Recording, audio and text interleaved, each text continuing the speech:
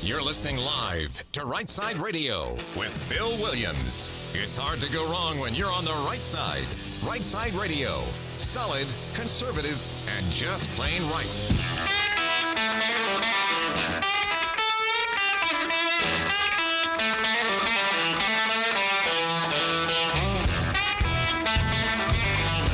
Alabama and Tennessee syndicated news talk leader, Rightside Radio. Phil Williams here live in the Rightside studios. Man, we got the local, the state, the national, covering down on all the issues. And, oh, yeah, like the dude just said, solid, conservative, and just plain right. Well, welcome to it. It's the middle of the week. You are halfway to the weekend. You know what that means.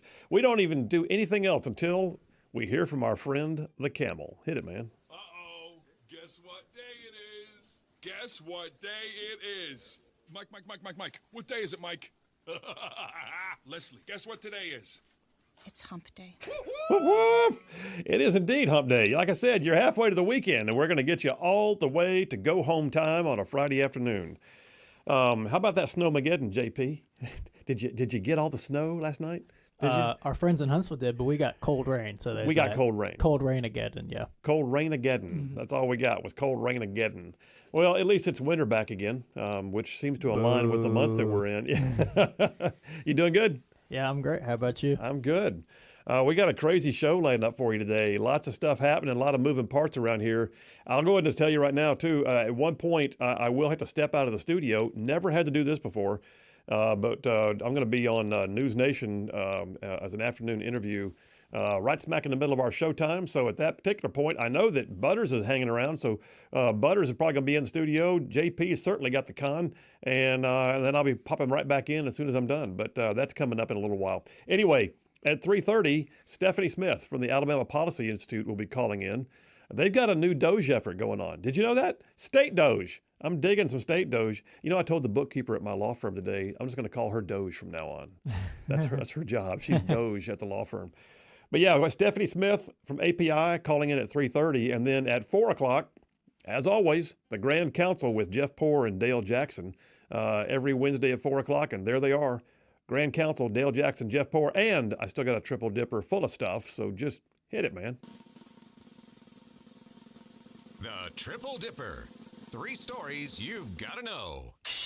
That's right, the Triple Dipper, 3 stories, 3 themes, if you will, that you got to know as we run today's show. So, yeah, first out the gate, DOGE for the quick and the dead. Oh, my gosh. Are you hearing about this stuff? And what amazes me is that liberals are still screaming. DOGE for the quick and the dead. Look, if there's somebody who's not supposed to be getting a check from the government, they just shouldn't get it. It's that simple. Whether they're here illegally or whether they're already dead, why are we mailing checks? Well, we're going to talk about that in great detail. DOGE for the quick and the dead. That's number 1 on the Triple Dipper. Number 2, oh yeah, you know the deal. Every once in a while I look around and realize how much is going on in our own backyard. We got to keep track of it because you can't just focus on what's out there at D.C. or in the international news. You got to remember your state capital. It actually impacts your life hugely. So yeah, we're going to talk about a batch of home fries coming up as number 2 on the Triple Dipper and in conjunction with our conversation with Stephanie Smith. And then number 3, I didn't get to it yesterday. My hope is to get to it today. Border warriors. Now, I've talked about the border wars. I've talked about border insecurity and border security, and I've talked about all the things that relate to illegal immigration. But this will be the first time I think I've clearly defined who are the warriors on the southern border.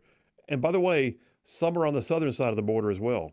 So yeah, border warriors, that's number 3 on the Triple Dipper.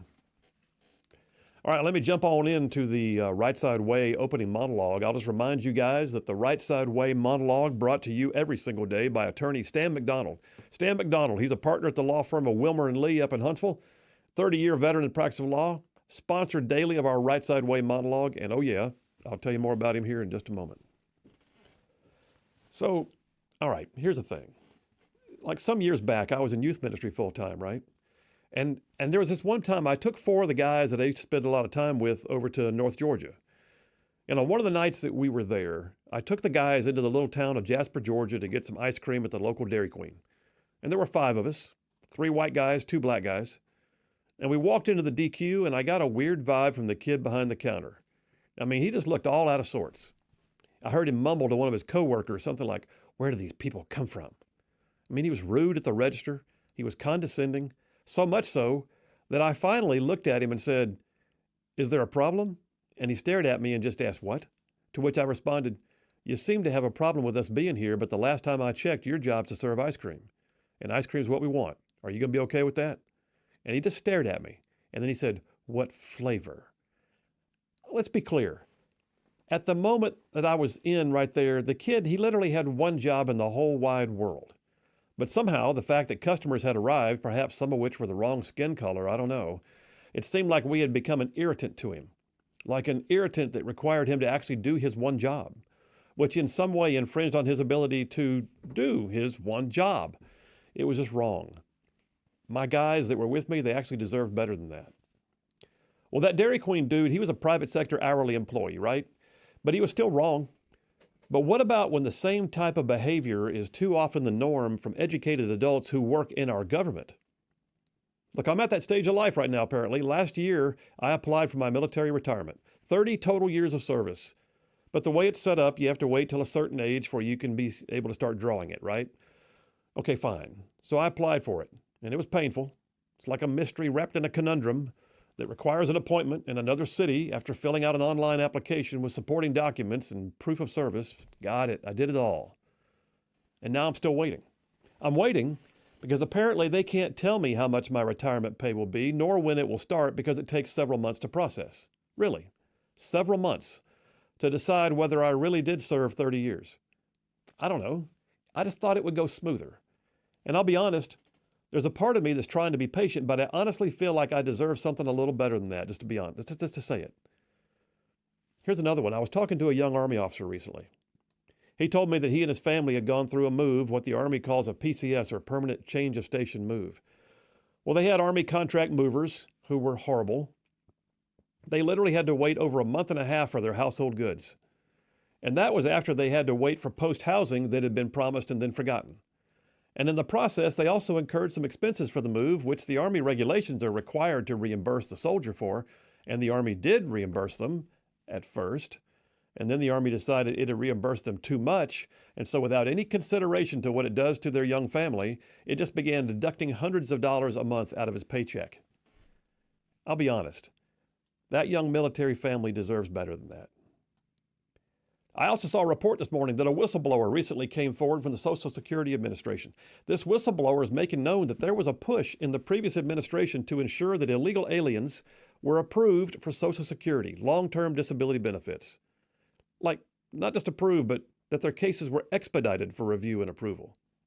Well, that would mean that people who broke our laws to come here would then become permanent wards of the state as they receive payments from our government for the rest of their lives. And their cases were actually expedited for review and approval.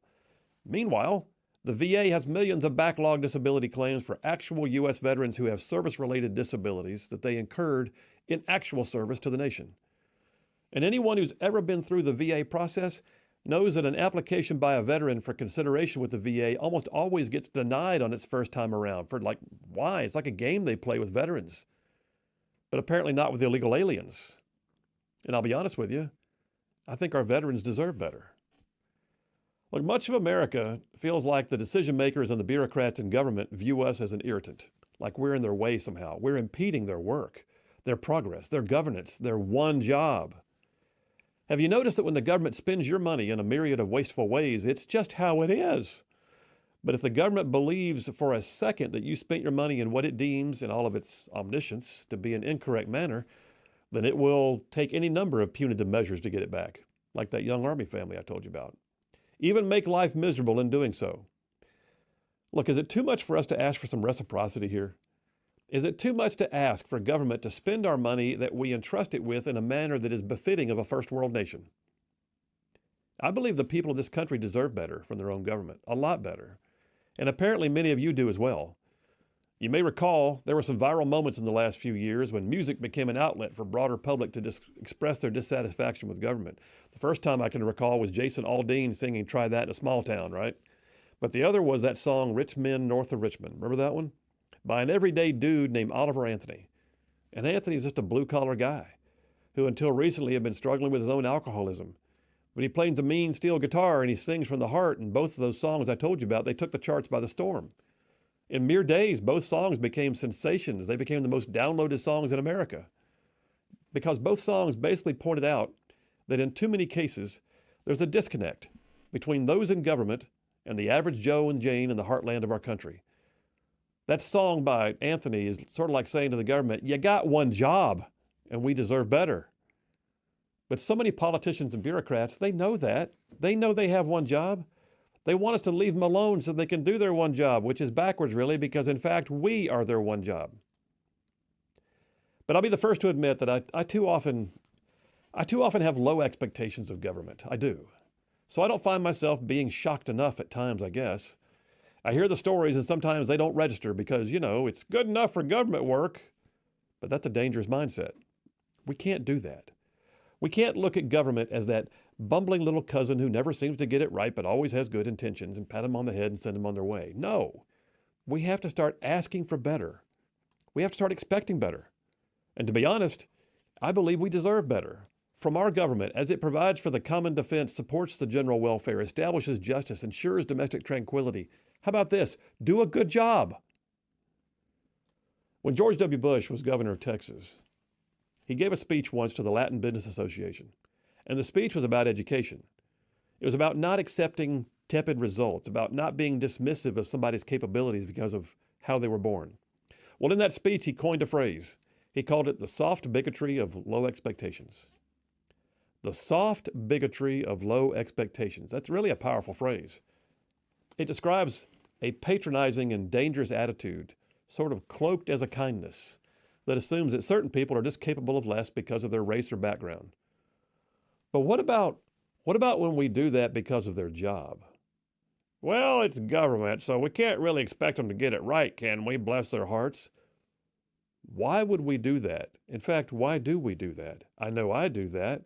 Like I said, I undersell government all the time. It's the soft bigotry of low expectations. I look at them and think, I shouldn't expect more. No, I should expect more. But yet we do it over and over and over again. Poor results, lack of quality service, fiscal mismanagement, misplaced priorities, failed audits, favoritism for one demographic over another, inability to respond to natural disasters, on and on. And we look at them with the soft bigotry of low expectations. Because they're just government workers. Well, how about this? Do a good job because we deserve better. And oh, by the way, they can do better. And that's a wrap for the Right Side Way. Yeah, I tell you what really sparked that was that whole thing about illegal aliens having their expedited review to get Social Security disability payments. Look, I know people that are on fixed incomes and low incomes, and they need that kind of thing. But people who came here illegally shouldn't come in and suddenly usurp some of those benefits. They shouldn't. And we shouldn't also have Americans who served waiting in line just for somebody to please review their paper and tell them what they got. Phil Williams, Right Side Radio. Y'all stay tuned. We'll be right back.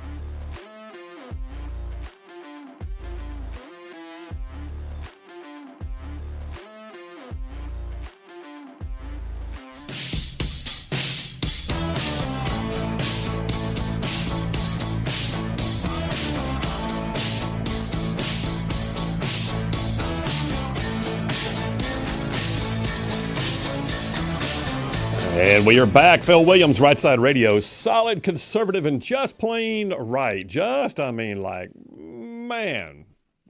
saving the world one soundbite at a time. Yeah, coming up top of the hour, I will be stepping out briefly. Going to leave the con with Sulu and Mr. Spock in here. No, I'll step out real quick and beam into the other studio and do a News Nation thing. Are you giving? Did you just give me the live long and prosper thing with Mr. Spock? Wait, why weren't you Sulu? How do I know you're not Sulu? Because Spock is the cooler one. Spock was the cooler one. Okay, awesome. All right, you can be Spock. But I'll be doing a News Nation interview, and we don't often do that. We try not to schedule things during the show. But this one popped up, and we felt like it was one that we need to do. And there's been some new dynamics, by the way, in the issues with Ukraine. I'll tell you about that momentarily. But first, let me tell you, the Right Side Way monologue, sponsored for you every single day, by the way, by our friend attorney Stan McDonald. He's a partner at the law firm of Wilmer and Lee up in Huntsville. Stan McDonald, been practicing for 30 years, y'all. And listen, he's not just like the kind of guy who's going to strongly advocate for your legal needs. Stan has been somebody who I know personally, he has been an absolute warrior on the politics and the issues that right side ruffians care about. So yes, Stan McDonald, he's represented his clients in literally thousands of real estate transactions. He can defend your interests in any local, state, or federal court. And I like to say, when Stan McDonald is on your side, you will have no greater friend, but likewise, your adversaries would have no greater foe. So here's the deal. I'm going to give you his number, attorney Stan McDonald. You can reach him at the law firm of Wilmer and Lee. He's an America First family man. Here is his phone number, 256-479-3020. That's Stan McDonald, 256-479-3020. And tell him you heard about it on Rightside Radio. And here's the thing. No representation made, the quality of legal services before the quality legal services performed with other lawyers or something like that. There you go. One day, are they going to speed check me one day, you think? Is that a thing? Whoever would care enough. I don't know if anybody out there even cares enough for that. It's really kind of ridiculous. All right, plenty of doings today. And right now, one of the biggest stories is Trump came out hard against Zelensky today. I don't know if you saw that or not. I did, yeah. So yesterday, we spent a lot of time talking about Ukraine, about the negotiations for the potential end to the war between Russia and Ukraine. Russia started it. Let's not try to pretend otherwise. But I will say this. The Biden administration so botched the situation that we're in that the entire dynamic has caused Ukraine Ukraine being the one who was invaded is now the one that is losing favor with the American public. Why? Because we sunk $175 billion unfettered into it without a plan. And today, Trump came out just slamming Zelensky, calling him a dictator, telling him through his social media accounts that he needs to get out, of office, or at the very least, open up free and fair elections again. Because technically, I think his term of office, Zelensky's, expired last May. Yeah, he's a year over. Yeah, he's about almost a year over. Yeah. That being said, was it fair? Was it reasonable for Trump to do that? Well, here's the other piece of this. We were talking about this off the air earlier. I think it was Butters and I having the conversation.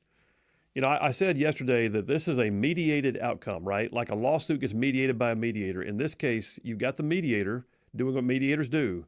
Sometimes they lean hard on somebody in the mediation process to get them to come to the table and begin working. And I think that's exactly what's happening here. I think Trump is basically saying, look, Zelensky, here's the deal. You got to do this, this, and this.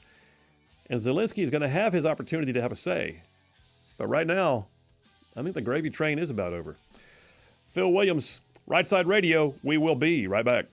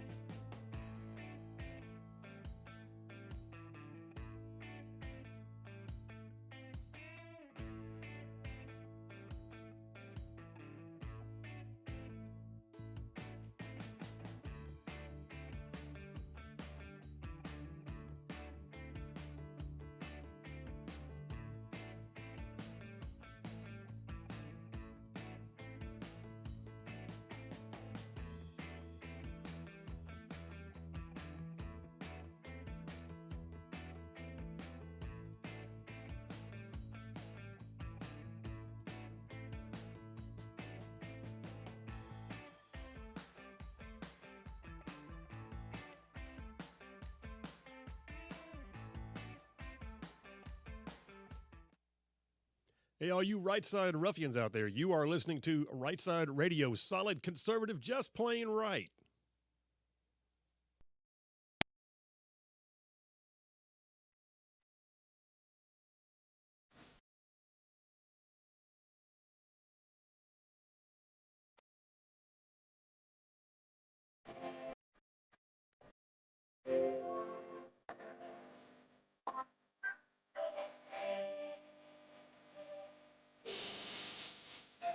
And we are back. Phil Williams, Right Side Radio. Solid, conservative, and just plain right. Man, covering down on some major ground across the southeast U.S. of A. Y'all, I'm talking about this show. Whew. Goes from Huntsville back over to Chattanooga, from Tuscaloosa back over to Gadsden, all the way down to that prettiest little town on the plains we call Auburn. And oh, yeah, even big old patches of Georgia and Mississippi thrown in just for good measure. I think I finally got a groove on that. I've started to, it just flows out now. I was say rolls off the tongue. It does. I like it. We should add another station. Just go ahead and keep me on my toes, man. Yeah. Let's add another station. Yeah, What do you say? I agree. Text lines are open, 833-687-4448. That's 833-68-RIGHT. Text it or call it, same number for both. Coming up here in a few minutes, I will be stepping out of the studio momentarily, not too long, just a little bit. And I'm already getting grief for saying the Mr. Spock thing. I know. Did you see that? Yes. Jeff from Indiana says, come on, Phil, know your program. It's Spock is the first officer, Scotty's the engineer. Scotty, or Mr. Chekhov. That's right. This is as long as I don't call you Uhura. That's Jeff from Indiana also says, hey, Phil, like I told you many times under the Biden administration, Americans would be better off to renounce their citizenship and become illegal aliens, because then you wouldn't be expected to pay for anything. Yeah, and then he says, so it's a long text. I won't read the whole thing, but he's not wrong. That's part of the frustration. I think that's what really got me, was the idea that here we are dealing with illegal immigration in such mass quantities, and we're finding out that not only was there an inability, or excuse me, let's put it this way, an unwillingness on the part of the previous administration to stem the tide, but they were incentivizing them to come in. They were making it more amenable to them to come in. Just madness. Brian S. from Huntsville sends me a link to something. I don't know what it is, but I can't look at it right now because it's a link and I'm on the air. It's a Cybertruck meme. Oh. It's a container bin as a Cybertruck. It says container bin India 1968, Cybertruck America 2023. Okay. John from Huntsville says, Phil, spectacular monologue. Also, did you hear that in Arizona, 2 small planes collided in midair? I did not. By the way, he says, I got over an inch of snow on the ground here in Huntsville. Yeah, we got none. We got cold rain. But by the way, yeah, I forgot to mention, we talked about the Cybertrucks for a good bit all day yesterday. Guess what I saw on the way home driving? A Cybertruck. Did you feel like it was a sign from God? I know. It was like we spoke it into existence or something. It's crazy. TL from Huntsville says, Phil, another inspiring monologue, says the American people do deserve better. Thank you, TL. The American people do deserve better than a government that wastes money without a second thought. And here's a quote. Treat a man as he is, and he'll remain as he is. Treat a man as he can and should be, and he will become as he can and should be. That's Stephen R. Covey. That's a great author, too, by the way. And he says, I'm still laughing at yesterday's call with Jeffro, Voltagra. Did you make a short out of that, by the way? Did you make a video? I need to. I think we're going to have the Voltagra. Yeah, I think that'll be. Yeah, I think so. I'm going to have to get on that. David from Bucky's checked in about my monologue, and he said, your problem is probably computing your retirement, military retirement, was due to the fact you retired out of the National Guard. Well, I retired out of the reserves, but yeah, I get your point. He said, you received points and yada, yada. And I know. And I replied back. I said, you are correct, sir, but I'm pretty sure it'd be easier to calculate the angle of descent for a lunar landing than it would be to calculate a reserve retirement. And when I asked the people who are the experts, I can't tell you how many times I've gone online, here's your reserve retirement calculator, and it makes no sense. It just, okay. So I'm still waiting. Brian from Huntsville says, I was taught that sometimes to go without to give something needed, but it is God that calls me to give. Many retirements drag their feet, hoping you die before you receive it. Go DOGE. There's that. Steve from Tennessee says, I retired from the Navy after 30 years. Sent in every set of orders in 3 ring binders in linear order. They literally called me to profusely thank me for my easy to sort out application. Made me smile as a former admin officer. Steve, genius. Now, I will say this. At one point, somewhere around my 20-year mark, I realized that my career was in all kinds of files and drawers and things. And so I built the I Love Me binder, I guess you call it, where I put all my stuff in order. Every promotion order, every assignment order, every award citation, every whatever, all my DD-214s, the whole schmeal is in one binder now. It is awesome. I got a quick call that I'll take before I run out of time. So let me just, is that Pam from Detroit? Is that what it says? Pam from Detroit about Social Security to illegal aliens. Hey, Pam, how are you? Good. How are you, Phil? I'm good. Thanks for calling in. So at the beginning of your show, I checked on the Social Security webpage. Yeah. And in 1996, it says that they started giving Social Security to 7 different classifications of illegal aliens. Really? And, you know, yes, it started in 96 and it's continued through now. So I would say to just call it a Biden policy is factually inaccurate. It continued through 2016 to 2020, and there were 4 years to fix that. So I'd like to see us all come together as Americans who want to clean up a very messy government where politicians are working for very wealthy individuals as their employees, and we are the collateral damage. Yeah, I agree with that. And here's the one piece that you're missing out of what I said, though, and not to overly correct, because I'm not mistaking the idea that this has been going on for too long in terms of illegals being allowed to apply. The question that I've got is why the Biden administration decided to expedite their reviews and give them preferential treatment, and that's what the whistleblower came out and said. I'm not talking about the fact that they're in there at all, which they need to get out. We need to go ahead and have that congressionally mandated that they're out. But the reality is, we just saw an executive order apparently that we didn't know about that was emphasizing their files and providing them with preferential treatment to get expedited rulings while veterans in the United States wait in queues for theirs to ever get reviewed. So that was my point. But thank you for the call, Pam. Hey, thanks for calling in from Detroit. Are you actually in Detroit right now? I'm closer to Ann Arbor. All right. People's Republic, you know. Well, it's beautiful country. I had family in Detroit till most recently that were stationed up there with the military, but so we visited many times, and it was kind of funny. I went to Lowe's in Detroit, and I looked at my family member and said, "There's as many rednecks here as there are back home in Alabama." That was. Oh, you betcha. And Yeah. I went to Grissom for Hey. a few years, but came back up here after I got married. Well, thanks, and But I stay. really appreciate you taking the call, sir. Absolutely, stay in the fight. Thank you. That was cool. All the way from Detroit. It's amazing what happens when you stream the show live online, right? A few more quick text messages. This is the whole first segment, is just getting the audience participation. Brian S. from Huntsville. If you drive around Madison, Alabama for a while, you're going to see Cybertrucks every day. Okay. There you have it. JP? I concur. Just so you I've know. seen quite a bit out there. Brian from Decatur says, we got Brians and we got Brians everywhere, don't we? I don't know. Brian's and John's. Brian says from Decatur, with all the criminal activity, or at least which appears to be criminal activity, is being uncovered, do you think we're going to see a massive amount of arrests being made? It appears to me a lot of these programs were hacked into or purposely embezzled. I don't know the answer to that. I have not seen criminal indictments. I have not seen it rise to that level. What I think we have is there's three things there: waste, fraud, and abuse. Fraud is criminal. Waste and abuse are not necessarily criminal, but they can certainly be negligent. So more to come on that one. But here's what I do believe. If we see criminal activity and they can uncover it, I believe this administration will actually do something about it. And then Sandy from Melkmont, what you got, bud? You got one? Okay. Sandy from Melkmont says, hey, Phil, if the Biden administration was incentivizing illegals to come to the country, would that be considered aiding and abetting a criminal? You know, if we find out that if we find the silver bullet, if we find the email from Biden to Mayorkas that says, hey, let them all in, don't tell anybody, then yes. Right now, what I think we have is a series of really poorly thought out decisions, some of which were also intentional, but they didn't sort of label it that way. And then the gates were flung open and all of the reasons why they wanted to come were just basically made known to the world, and they came. Time to shut the door. All right. Listen, I got plenty more where that came from. You guys are an amazing audience. I will be stepping out here momentarily, do that News Nation interview, be right back in the studio with you.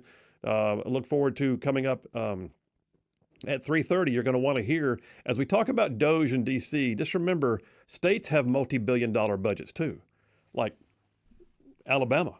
And I can just tell you, there's waste, fraud, and abuse and deep state actors even in state government. So that being said, Stephanie Smith calling in at 3:30 is going to talk to us about DOGE efforts at the state level. We'll have her at 3:30. In the meantime, I will be right back. And Mr. Sulu, you have the con. I thought I was Spock. Oh, you're Spock. Okay, you're Spock.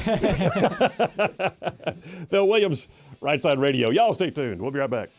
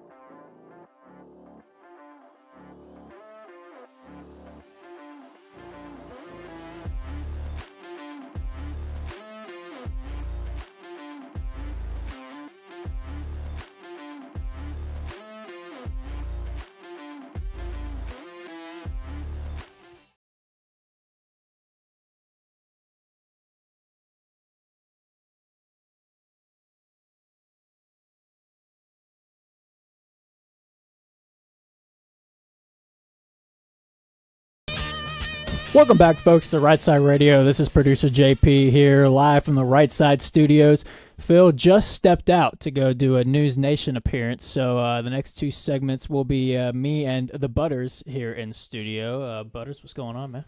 Oh, this is a weird side. I'm filling in to Phil's seat, and I'm not used to looking at it from over here. It's like only he's allowed in that seat, except for now, apparently. I feel very special. He's deemed you worthy to sit in the seats. It's like Thor's hammer. But, you know, we've been on the topic of DOGE and previewed a little bit about the AL DOGE that API is looking to implement here at the state level. I'm interested in your thoughts, though, Butters, because I know I just saw this before the show. Apparently, DOGE dividends may be a thing that has Elon and Trump talking. I've seen a number thrown out of $5,000. I don't know how all that's going to work, or maybe if it'll be better for them to just circle that money back into the system and getting rid of the dividends instead of giving it to the people. I know I have somewhat thoughts on it. I don't know what your thoughts on that are. Which side are you on with that? You know, it's mixed emotions, I guess, and it warrants further discussion, in my opinion, because it sounds a lot like a stimulus check. Yes. And that I am definitely not a fan of. But, you know, the stimulus check, if we actually balance the budget, or they figure out, hey, there's a surplus, and we kick that money back out in the system, that might be a great start to, a very, unbelievable change to this country. So I don't know. It sounds like they need a lot of analysis of that. Maybe throw that back into the 30, what are we at, 37 trillion, 34 trillion? Yeah, just about, yeah. What's a few trillion amongst friends, you know? Yeah, and I think I'm at the point of like, well, this is partly because I'm a 22-year-old dude and I'll take any money I can get. But, you know, I'm not going to turn down $5,000 if they're going to dish them out. But, yeah, I agree. I wonder what the left's reaction would be if that does come to pass. Are they going to have a meltdown over that, or are they going to be happy that they're getting money? I'm not sure, what the reaction is going to be from that. Yeah. I'm sure they'll tie it back to fascism somehow and illegal activities, but yeah, I'm curious to see how they're going to react if that comes to pass. Well, so I've really come to a place of just enjoying the peace and understanding that it doesn't matter. They're just going to go nuts, whatever you do. So I don't know, considering in what, thinking about or worrying about what they might do just seems kind of silly at these days. Counterproductive. I agree. Did you watch at all Elon and Trump's interview last night on Hannity? I've seen a couple minutes of it. I've got some of the highlight clips. I know he was tech support for for the president. Yeah. I don't know. I watched that stuff, and like you said, the left's going to react how it's going to react to whatever. But I mean, it's just amazing to me that they can see like what was said in the interview and think it's bad when Elon's saying the same thing that Obama and Clinton and all the Democrats used to say, the old school Democrats, I guess, about cutting fat and waste out of the government. And all of a sudden it's a bad thing now because it's Trump and it's Elon, and supposedly it's Elon trying to benefit himself. But I watched that interview, and I even in my mind, I'm still in the phase of like predicting how the left's going to twist this to their own narrative and be like, see what but it's like I watched that and I'm like, how is any of this bad? But it's always tied back to fascism and, Trump trying to become a king. And but it's amazing to me. Like clips of Obama and Clinton, they said the same thing, cutting waste out of the government. I think, I think Bernie Sanders highlights what is really going on. Like, of anybody that has shown his true colors, it just highlights how watered down and, inauthentic, and just so completely broken the Democrats are these days. To see Bernie, like you got RFK, you got, like all these things, and you're just toting the party line. Yep. Like what's up with that? And Bernie was the anti-establishment guy. Yeah. So I feel like he should be against, government overload and government. It's amazing that he's flipped. And he was endorsed by Tulsi Gabbard when she pulled out of the primary, was it in 2020, and then he's bashing her and voting against her. It's like, yeah, I agree. And Elizabeth Warren, I mean, I kind of expected this from her as well, but I mean, the Democrats have no power to do anything. They can't influence this at all. All they can do is kick and scream and break stuff. Quote, I believe that was AOC that said that. So right now we're just in a position we just need to try to break stuff, and it's like, guys, instead of trying to be, they bash Republicans for not being bipartisan. It's like, you guys are doing nothing but being in the way and being a nuisance. And I guess that's all they got. But going back to the state level, though, I'm interested to see how that would affect. I mean, I don't think Alabama's got nearly as much of a budget issue. I mean, it's got a balanced budget, Alabama mostly. So I'm interested to see what AL DOGE will go after, like what's going to be the part of the government that they're trying to get the bloatedness out of. I'm not as keen as to, certain agencies of the state government that may be, on the chopping block first, but I think that will be pretty easy to implement with, starting an AL DOGE, I would think. I feel like most AL or Alabama Republicans would be in support of that. Yeah, I think one big advantage that we have at any state level is that we can't just print our own money. Mm-hmm. So I think the accounting ends up being a little bit better. But maybe I'm jaded from 20 years of dealing with the Navy and the military in general. And, I know Phil was talking about his issues with just getting retirement process. I totally relate to all of that. My experience with some of the state organizations, not necessarily all that much better. So I think we're going to get a lot of the same, just hopefully not at the same scale of billions. Yeah. Most likely. But, it's kind of a cool period. A cool time. I know there's some people complain, even on the right, that are complaining with the speed with which DOGE is rolling through this.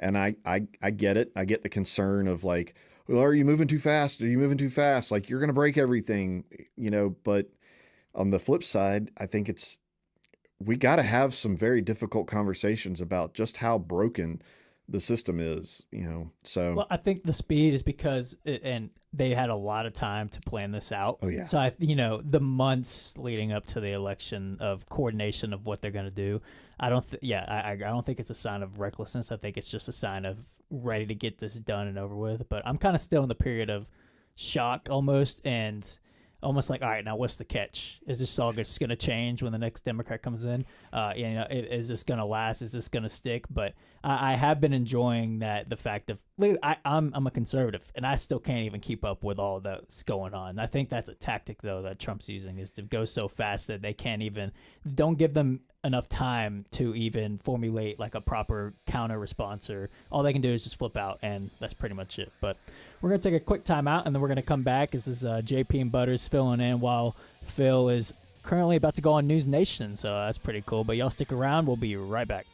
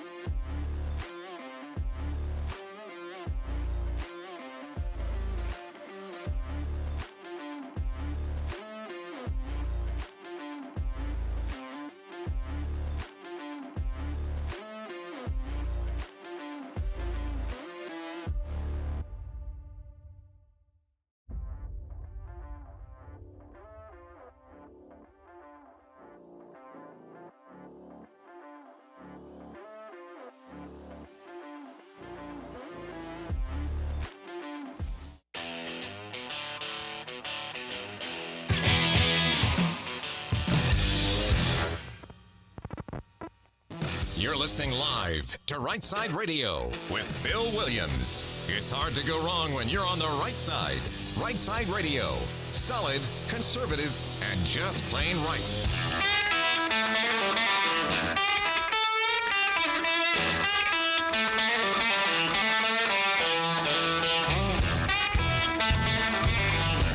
Alabama and Tennessee's syndicated news talk leader, Rightside Radio. This is producer JP, alongside with Butters here, filling in for Phil while he is currently about to be on News Nation. I don't have the rest of Phil's little intro down to come off the tongue, so I'm not even going to try it. So all I got out of that is Alabama and Tennessee's a syndicated news talk leader. And plus, I can't call Auburn the prettiest little town in the plains because I can't. War Eagle. I can't. I got to believe it to be able to say it. But anyways, we're back here, and we got some text messages, by the way, 833-687-4448. If you guys want to text in, let us know your thoughts. John from Huntsville, by the way, texted in Butters and said that, Butters, since you're taking Phil's place, I think you should just replace Dale today on the Grand Council. I kind of think Dale's the key entertainment in the whole Grand Council. So I wouldn't even dream of trying to do that, John. I couldn't live up to that.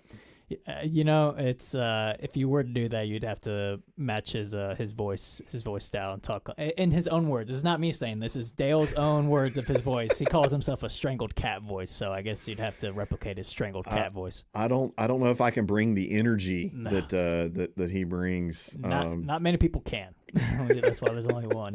By the way, folks, I just wanted to key you guys in on something that Rightside is currently doing. If you're not aware of it, Rightside has a daily newsletter that goes out to you guys. It's no charge at all, and we just had with our new merch store coming out, the newsletter subscribers actually had first dibs, so got an early head start to get the merch store. But if you guys aren't already in the news store or the newsletter, there's easy ways to join it. If you just want to text the word newsletter, just one word, newsletter, to 833-687-4448, it'll send you a link to get plugged into the newsletter. We'd greatly appreciate it if you guys did that. But you can also go to the website, rightsidemedia.org, and are able to join the newsletter there. So yeah, go there to join the Right Side Report. We would greatly appreciate it. Like I said, no charge, but you get a head start and a first look at the resources for today's show, some of our content that we're putting out on all of our stuff. So yeah, make sure you guys join the newsletter if you have not already. Well, and while I've got the microphone, yeah. So I'm the one that's the behind the scenes trying to put this newsletter together, and it's been a lot of fun. We've gotten some good feedback from some of you guys. Don't forget, you can reply. Just hit reply like a regular email, and we're going to get that. We're keeping an eye on that kind of stuff. Been having some fun with the poll this week. We're going conspiracy theorists on the Fort Knox. Are they going to find gold there or not? So far, the majority, it's close, but there's a slight majority of you guys that don't think you're going to find any gold when they get into Fort Knox. So, but yeah, I definitely feedback. We're trying to do a summary email. So if you don't open any of them on Thursdays, trying to do a summary and just link all the, some of the highlights of the news stories that are going on for the week. So I want your feedback very much. So please hit reply. Tell us what you're thinking, how we can do better, and what we can bring to you. Well, so we were talking about Social Security briefly there for a little bit, and the left's outrage claiming that Social Security is about to be on the chopping block, and I've seen a lot of great memes. Babylon B posted something about how Revolutionary War veterans will no longer be getting their Social Security check, which has the left in outrage. But it's I don't think it's very controversial that dead people should not be getting Social Security checks. Am I wrong in assuming that? I don't know. Are you getting security checks for a deceased relative that? I'm not. No. It's interesting. I've seen some of the discussion. Maybe it clues in on me because I like computers and all that kind of stuff. But them jumping in, and if I know we've got some engineers listening and software folks, COBOL. If I remember the programming language of the database of if there's a date missing for that it default calculates it back to like 1850, and that's why it's 150. Like that they're trying to write off and explain away. That's why Elon Musk, how dumb Elon is, that he doesn't understand how computers work. And it kind of blows my mind because right off the bat, without knowing anything, if there's no birth date in the database, then why would they be why would they be getting a Social Security? That does seem like a very, very simple thing to have not happen.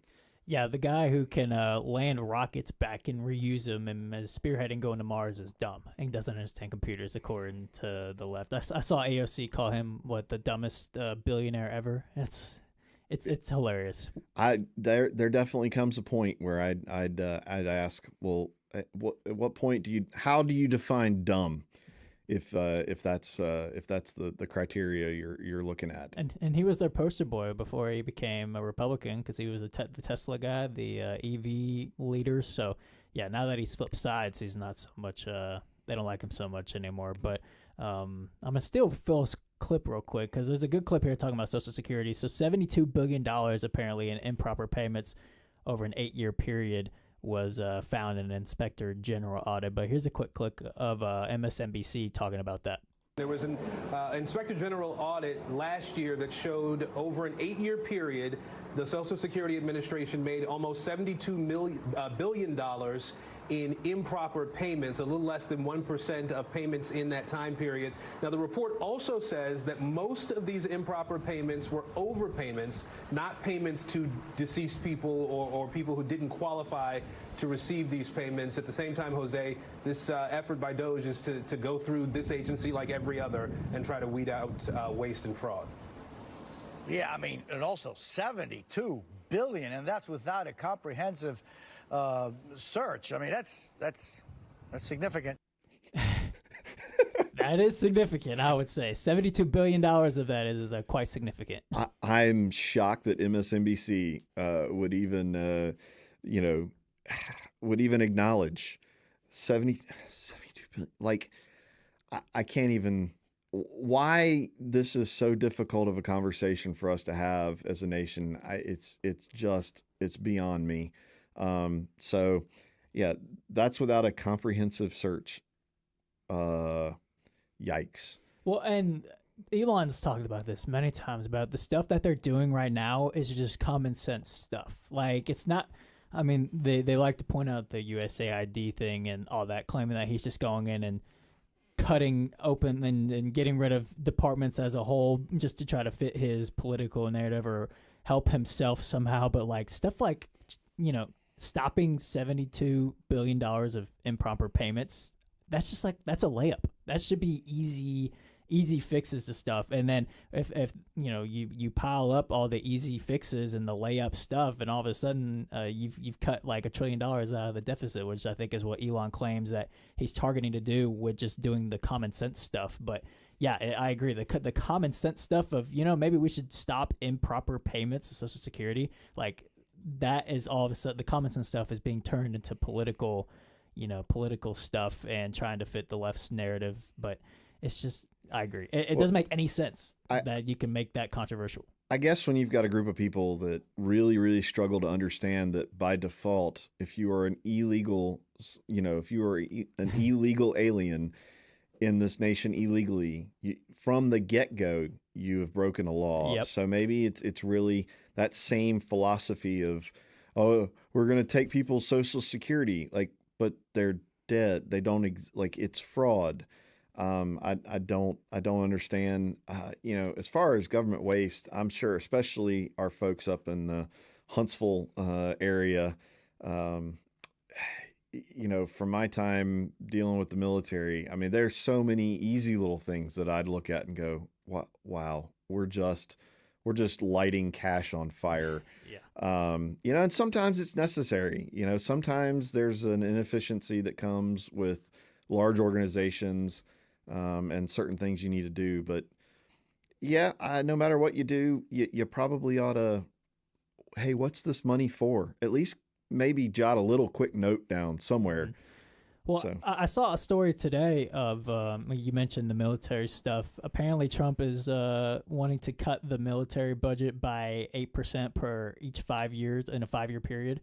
So that's interesting because, I overall I'm not pro cutting defense spending, but if he is offering that with Trump, who is not for it either, if he's offering to cut 8% per a 5-year period, then that probably means there's a lot of waste going on in the military, sector as well, and inefficiencies. Yeah, and I mean, I'd say, that's what makes this what we're going through right now. If you can really take a step back, and because the knee-jerk reaction, I go, oh my goodness, no, we need we got a lot of problems, but particularly with what all is being uncovered with DOGE, it gets me going. Well, maybe now be a great time to actually step back.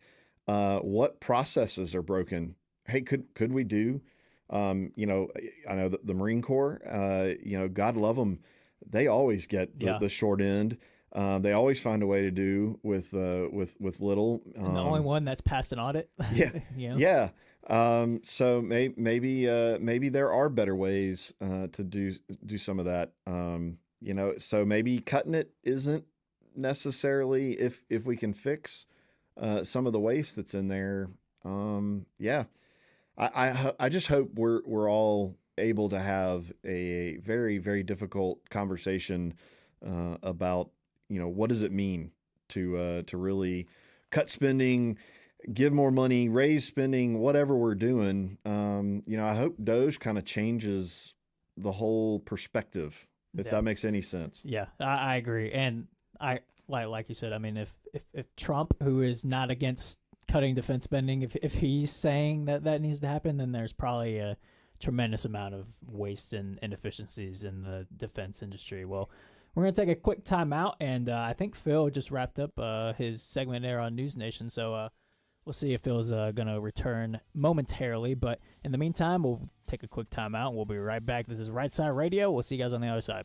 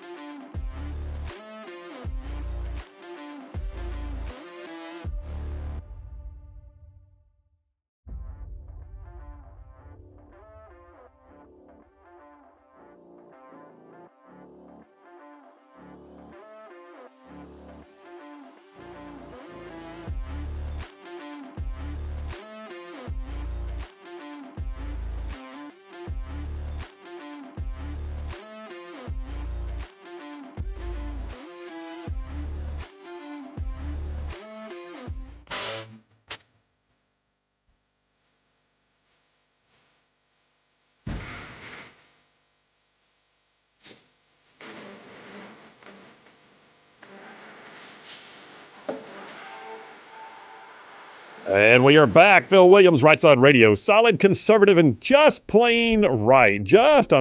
Man, making common sense like a superpower. Oh man, I'm back in the studio, and so did y'all like blow anything up while I was gone? Did you zap any aliens in outer space from the Starship Enterprise? What happened? Not that we know of. Maybe we did on accident. Nice. Okay, well, listen, we'll try to get hold of that video of News Nation's interview talking about Ukraine. It was a hoot, and we'll just. By the way, I followed a guy who I didn't agree with at all. That was interesting. So, in fact, the lead off to my interview just a moment ago was, I know the last one came on and had some opinions that you probably don't agree with. And you're right. Let me go to the phones real quick. Brian from Huntsville. Hey, man, how are you? Doing mighty fine, and Butters and Sulu were mighty fine. It's Spock.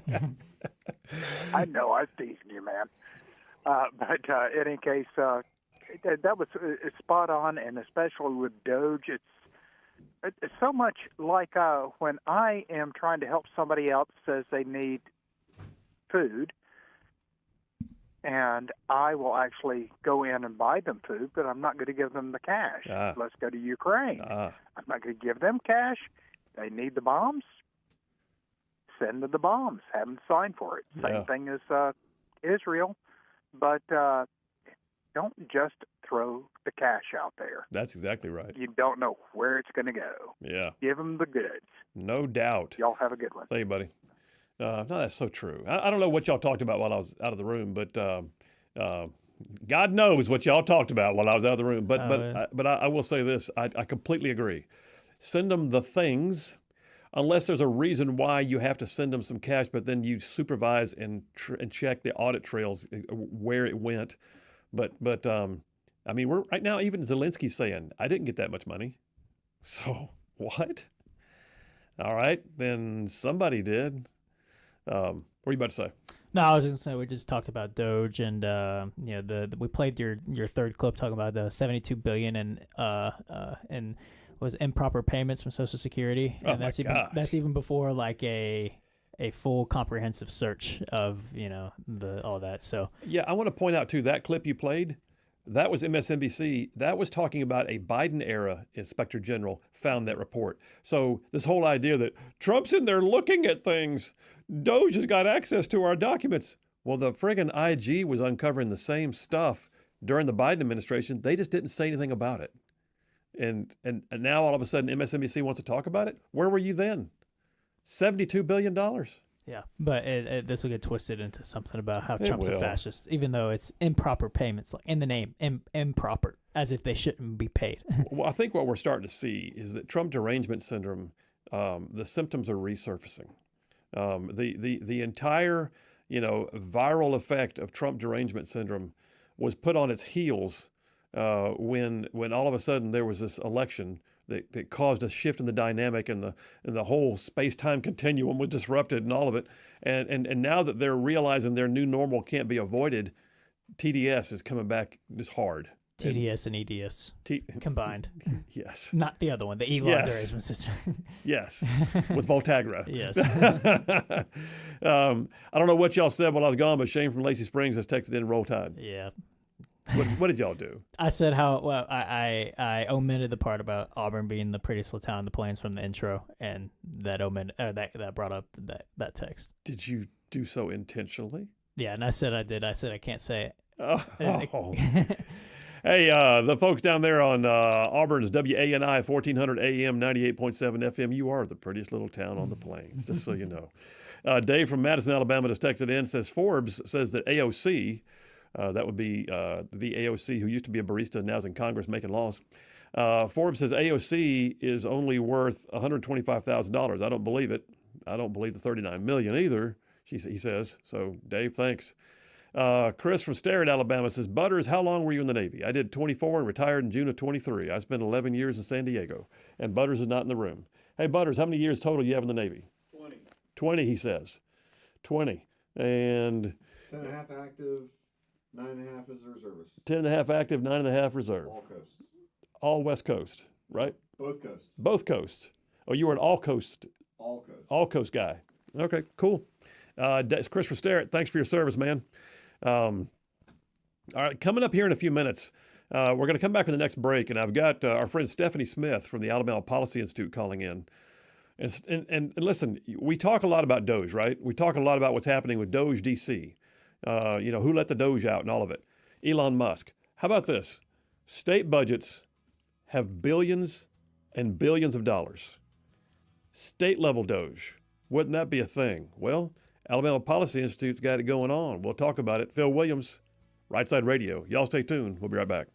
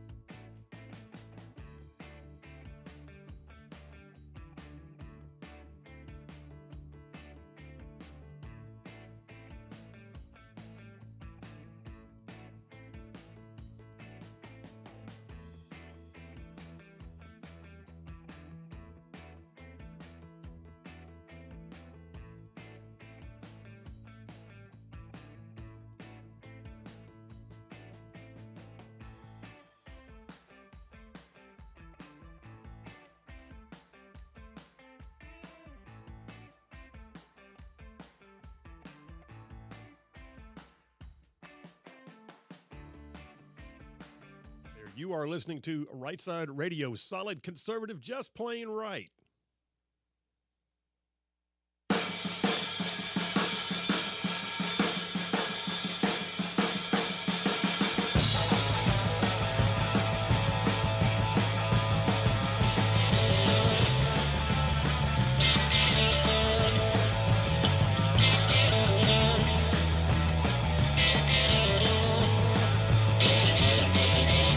And we are back. Phil Williams, Rightside Radio, solid conservative and just plain right. Just covering down on some major ground across the southeast U.S. of A. Y'all, I'm talking about this show. Goes way from Huntsville over to Chattanooga. I'm talking about from Tuscaloosa back over to Gadsden. I'm talking about all the way down to that prettiest little town on the plains called Auburn. And yes, even big old patches of Georgia and Mississippi thrown in just for good measure. Well, hey, coming on the show right now is somebody who has had their eye on fiscal accountability for quite some time. You've heard her on the show multiple times. Stephanie Smith is the president of the Alabama Policy Institute. And if you're not familiar, every state has something like an API, an Alabama Policy Institute. They have their own version in every state is what I'm trying to say. A think tank, a conservative policy group that puts together the good ideas for government. And one of those is Stephanie Smith and the folks at API believe that we need to have a state-level DOGE, and I cannot disagree with that. I'm saying bring it. So that being said, let me stop talking and bring on my friend Stephanie Smith from API. How you doing? I'm doing great. Thanks for having me on, Phil. Absolutely. Thank you. Hey, by the way, I got to play you a sound effect real quick. You ready for this? Can you hear it? I'm going to play it right now. Play it, JP. Doge.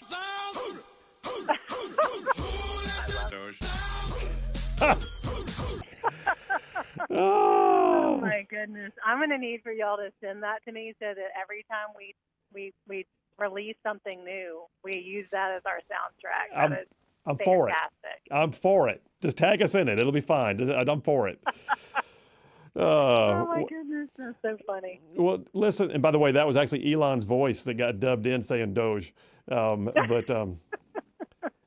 Well, so, all right, DOGE, the Department of Government Efficiency up in D.C. is just making waves. It's got people on their heels. It's got liberals freaking out.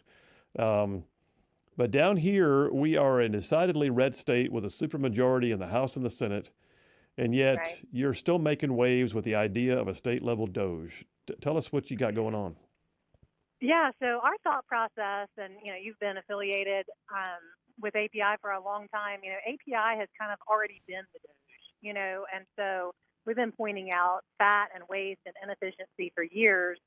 And now that Elon Musk is making headlines in D.C., our thought process was, okay, how can we amplify what we do and also give the public the information that they need about where their tax dollars are going? And look over the shoulder of the bureaucracy in Montgomery, because there's a think tank in every state like ours, but there's also a swamp in every state. Oh yeah. And some are deeper than others, but every single state has a bureaucracy that is unaccountable to the people, and every single state has inefficient processes, and every single state has a lot of spending that is really unnecessary for the role that we think that state government should play. And so we launched in December, started taking information from the general public, from lawmakers. One of the first phone calls that I got was from a statewide elected official with an entire list of things that official did not want to be associated with, but he knew that we would amplify things and really, put the spotlight on where things needed to change. And so we've started pushing some of those things out now. And the first thing that we started with, because we're in the middle of the legislative session, is the budgetary process. Yes. So we have the general fund that we started with first, and there's over $70 million in the current budget that's being debated in the legislature that is given to either municipalities or non-governmental organizations. And what Elon Musk has done with USAID and pointing out all of the spending there that is very similar to what's happening in Montgomery, in that our tax dollars are being spent and given to nonprofits and non-governmental organizations to further their mission, but that's not the mission of the Alabama taxpayer. No, I agree with that completely. In fact, I remember going to the podium and making some people mad when I began to question why a tourist-based entity out of the Birmingham region was receiving tax dollars, and it's been going on for a while, and it winds up being pet projects that are just stuck in to help somebody or to get a vote from somebody, but then they forget to go back and pull them out too. Like it never should have been there in the first place, but then perpetual is never intended, and you gotta sunset these things. But let me speaking of sunset, let me ask you this, and I've got my own thoughts on it, but I want to hear yours first. So Senate Pro Tem Garland Gudger did an interview recently. I think he might have been on Jeff Poor's show, and he said he believes they're already doging in a sense, because they're using the Sunset Committee a little tougher than it used to be, and Sunset Committee meaning they actually get away, do away with certain boards that have outlived their usefulness or served their time. What do you think? Are they doging, or do they need somebody like you on the outside giving them extra layers of accountability and advice? Yeah, I mean, I think it's a both and. I'll give credit where it's due. Senator Gudger and Chris Elliott and Dan Roberts and some others have really amped up contract review. They have amped up the Sunset Committee, but that doesn't cover really another whole section of actual spending in the budgetary process, and then also a lot of the things that are happening as far as promulgating regulations that end up costing taxpayer money, and then also the bureaucracy itself and the state agencies themselves. So that's one of those things that, I think we need an outside voice. I think API is already that voice. We're just directing it a little bit differently. But it's hard to reform from within. It's hard to have a committee of folks who are, possibly benefiting from the system either politically or monetarily to then reform themselves. That's why Elon Musk is coming in on the wrecking ball, right? Because he has no skin in that game except for trying to make sure that government works efficiently and that we save money and save the country. So that nailed it. It's difficult to reform from within. Yeah. And so you always need an outside, more objective, and frankly, more conservative and limited government-minded organization or group of people or person to look at it and say, hey, let's ask the first question first. Is this a state government function? And if the answer to that is no, then that's it. You don't need to ask another question. No, but you have to ask was that question first. That was perfect, and that's where I knew you'd go there. I do believe that it requires for best practices here. There needs to be someone from the outside looking in, someone who has a different level of viewpoint that will never be achieved by someone who's on the inside, someone who is subject to the pressures of being on the inside, or for that matter, someone who is subject to the this is how we do it kind of mode on the inside. And we're never going to break status quo if we continue to stay in status quo. So you guys looking in on the outside, and right now you got the momentum. I mean, DOGE is a brand that it's become a word. It's like MAGA. It's become a word by itself. It'll be in the dictionary. Right. And so you guys can take that brand, and people will glom onto it, and they'll want to know, what did you Alabama DOGE folks find? And so, are you hearing any feedback on this? Yeah, I mean, we're mainly hearing positive feedback because we're mainly listening to Alabamians. Now, I think that there'll be some pushback, especially as we put a really close lens on the budgetary process. And much like what's happening with Musk in D.C., you start really putting a spotlight on things, and people scurry. People want to defend their own pet project as really important and then point fingers at the other ones who are not theirs. But the truth is, state government should not be funding non-governmental organizations. The end. That's just not the point of state government. And so very few of these organizations, there are a lot of organizations on that list that I would personally write a check to with my personal bank account because they're quality organizations. Sure. But yet that is not the goal of state government. And I don't want my taxpayer dollars to go into that. I don't want my taxpayer dollars going to Montgomery and having someone in Montgomery, whether or not that's a legislator or a bureaucrat, making a decision about where my charitable donations go. Yeah. That's my role. That is not a governmental role. That's exactly right. And people don't realize, too, how much money is in Montgomery. And really, truly, there's actually there's a finite amount that the legislature can even appropriate, because we have the most earmarked monetary processes in Montgomery of almost any state in the nation. But that being said, it's still a lot of money. And if you got a finite amount, why do you want to keep spending it on these things that are, for outside entities that could do their own fundraising? Right. And the thing is that most of this money is supplemental to them. Almost none of these organizations are completely being funded by the state. But that only furthers our argument, which means they're able to fundraise in other areas, from private donations, from individuals, from foundations, from other things, for the bulk of their budget. So why are they relying on the state to make them whole? And this is what happens when you have too much money in a budget. Yeah. When you have too much money in a budget, you look for places to spend it, and everybody has friends, and everybody has neighbors, and everybody has a project down the street that they think that can be improved. And there's nothing wrong with that, except for it's not their money. That's right. It's our money. That's right. It's not their money, and there are better, more likely purposes for it that would actually truly benefit the state. The other thing that, and I know I texted you about this the other day. Defense and backing the blue and yes. Public education. Yes. I am not willing for my taxpayer dollars to go to nonprofit that I didn't approve. And how about like mental health and prisons and all the other things that we struggle to pay for? Absolutely. And here's one other thing that and we only got about a minute left, but it just still galls me. And I tried to fight it, and I was like by myself on an island. But was when I discovered, how many state departments have what they refer to as rollover accounts, meaning they have money left over at the end of the year, and they still come back and ask for a full, if not more, appropriation in the next budget, even though they had money left over, which meant they took too much money the first time and they still wanted more the next time. And I don't know how we get them out of that mentality. I don't want to get into the spend it or lose it kind of mode where they just start chunking money at the world to try and get rid of it. But at the same time, why are we upfunding them every year if they got rollover savings accounts from the previous year? And that chaps me.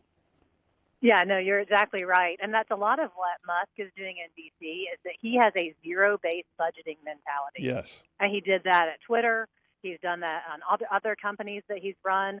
And what he does is he thinks, okay, if we were starting from zero, what do we have to have? What do we need to have? Not what do we want to have, right? But what do we have to have first? Then what do we need to have to be successful? And then what do we want to have is third, if ever. And in state government, we need to stick to those first two. What do we have to have? What do we need to have?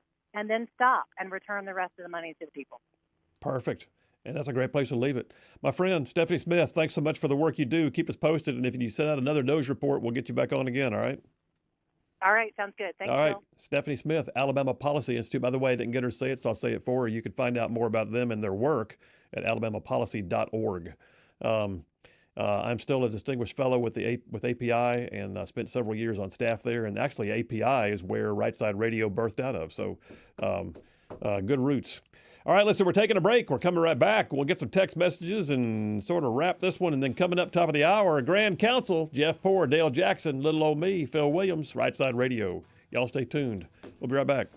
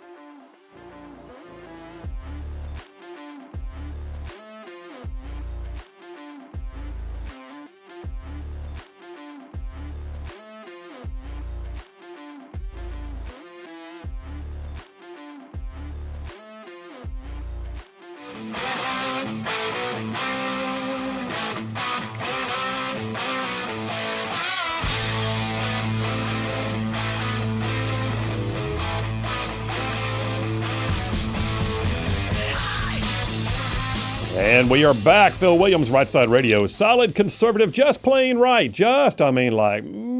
Making common sense like a superpower.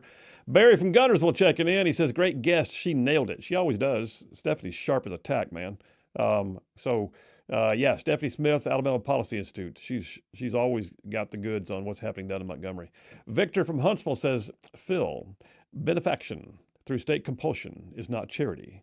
The left needs to learn this. Thank you. I may have to go ahead and put that on a bumper sticker. Thank you, Victor. Bob from Madison said, saw you on News Nation. You done good. Thanks, Bob. Appreciate you very much. I appreciate it.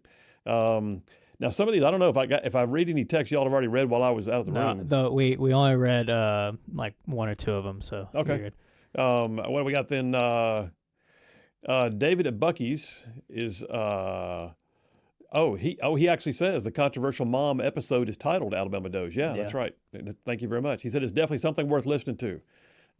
Thank you for that, David at Bucky's. I would concur. I'm really proud of our podcast lineup. Lots of goodness coming out there. Today is Wednesday, so the next one coming out of the Liberty Minute is coming out when? Is that tomorrow or next week? Tomorrow. It's tomorrow. Mm-hmm. And then we got, of course, Birdman's got Right Click comes out on Friday. Which, by the way, I know we mentioned yesterday, but we mentioned Jared, the full Sean Ryan episode with him is out today. So that's right. If people want to go check out one of our own podcasters on the right side or on Sean Ryan show. It was 3.5 hours long. So if you want to, Woo. But yeah, it should be good. Sweet. Happy that Jared and his organization are getting attention. And they should. As they should. As they should. Brian from Decatur checked in again, too. He also said, where'd it go? He says, I think I read that part, but then he says, Joseph Goebbels will be proud of the Democrat propaganda machine. Woo! But don't you know? Republicans are the Nazis. That's what they say. Yeah, whatever. Thomas from Athens says, I heard Mayorkas used to be on the board of an NGO that receives many millions to aid illegals. Did he get a pardon too? Like you said, need proof that Biden directed Mayorkas to allow unfettered, unvetted illegals into the U.S. with a worthless pardon to report to a court. Yeah, so yes, he was. He was on a board of an organization called NIAS, I believe, N-I-A-S. I think you can Google that, Mayorkas NIAS. But it is apparent that he was actually working to get illegals, sort of shuttled through using U.S. dollars, then got the job as Secretary of Homeland Security, and then did nothing about it. And for all I know, he's back on that board. I got a call real quick. I just realized. Let me go to line one real quick. Robert from Athens. Hey, Robert, how you doing? Are you doing all right, Phil? I am good, sir. I'm good. How are you? Oh, I'm good. Or is it Captain Kirk? Yes, I'll just be Phil now. You just be Phil? All right. The way it's going in the up in Washington, D.C., all the judges and everything, and probably the way it's going to go down here, if they actually do what the young lady was talking about on the radio. But I hope it works. But I tell you what, I'm just getting more and more cold-blooded every day. I mean, I don't care about the people in other countries which receive their money or whatever it is. I think we ought to go into a hard reset. Everything needs to be stopped, especially any money going out. Since we've been totally sold out by the last administration. I think that's actually exactly what, and by the way, I only got 30 seconds left, but Robert, you're right. And that's exactly what Trump's trying to do, is put a hard freeze on things so they can have a chance to review it and then reset as needed. And that's what the Democrats are screaming about. They don't want a reset. They want the checks to keep flowing. That's what they want. It's unbelievable. That's right. Hey, Robert, Thanks for the call, man. I appreciate you. All right, listen, we're coming up next, the Grand Council with Jeff Poore and Dale Jackson. Just little old me, but this is the thing where we get together every Wednesday at 4, ping each other with questions, and just sort of see where the chips fall. Sometimes we agree, sometimes we don't. We still love each other when it's over, but hey. But the bottom line is this. When you get 3 Type A personalities, all of whom have their own radio shows, and we have opinions. Lord, have we got opinions. You know what they say about opinions, by the way? Everybody's got one. Never mind, I'll stop there. I said the same line, but with excuses. So. I almost went there. I thought, nah. All right, listen, Phil Williams, Rightside Radio. Y'all stay tuned. We'll be right back.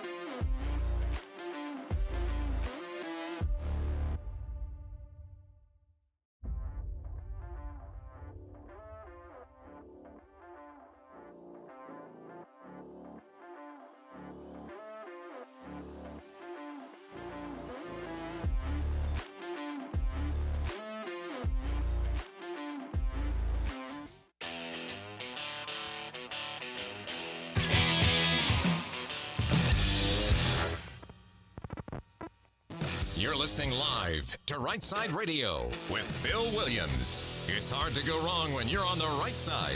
Rightside Radio. Solid, conservative, and just plain right.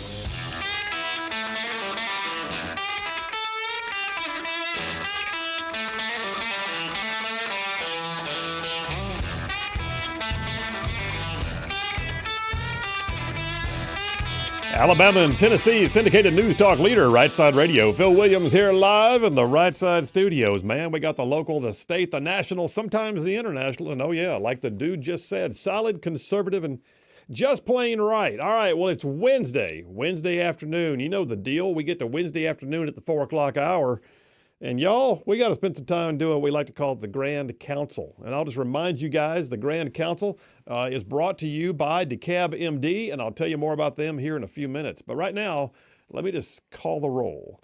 So from FM Talk 106.5 down yonder in Mobile, host of the Jeff Poor Show. Oh, by the way, he's also the editor-in-chief for 1819 News, does work for Breitbart, has some stuff with Lagniappe, and he's really kind of all over the place.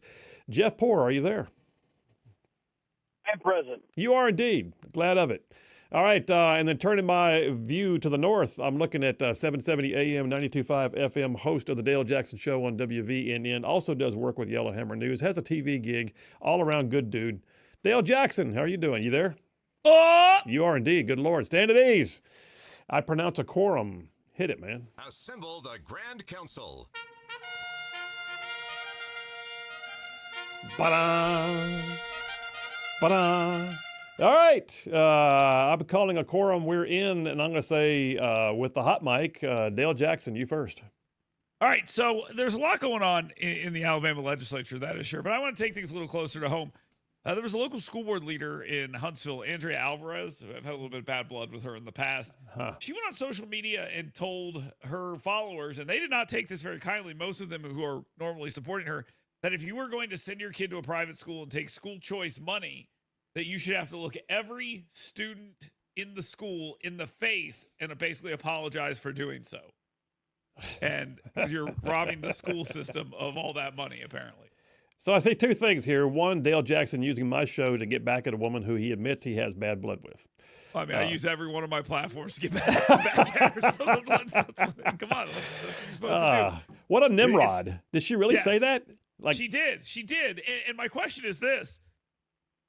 What is wrong with the city of Huntsville electing this woman to the school board who is just so radical and crazy?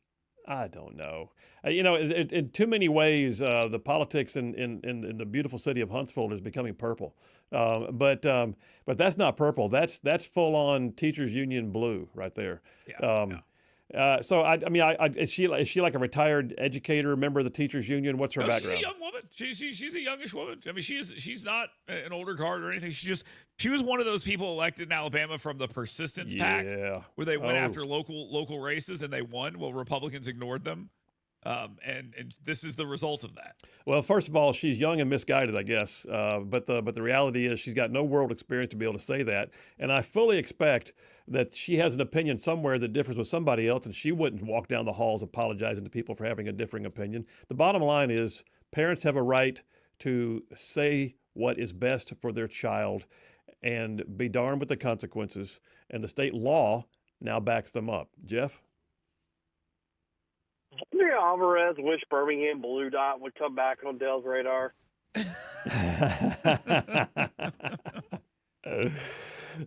Probably. That woman's back too. She just doesn't do anything interesting. I'm just going to leave it there. I don't know. I just it's an outrageous statement and whatever. It absolutely is. And let's get Jeff a Red Bull. But so any more on thoughts on that though, Dale? No, I think it's outrageous and everyone should know about it. And that's the reason why I continue mentioning it, because it is a completely insane thing to say. The implication that, and by the way, I also would like to say, if she will set it up, I will gladly go to every school that Grant is zoned to and tell every kid the exact same thing, that I'm not going to apologize, and I want them to have the same opportunities Grant does. So here's some school choice. Well, now that you've had it on my show, everybody knows about it. So there you go. That's right. Finally, if I only had some platforms. All right, Jeff, you're next, buddy. What you got? What question you got? So I think the Tuberville for governor thing is really going to happen. Yep. I don't have any. But if Tuberville runs for governor, then who for Senate?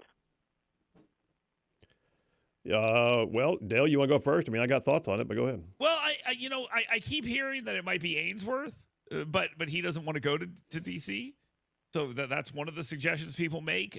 Steve Marshall, I think, would throw his hat into the ring there.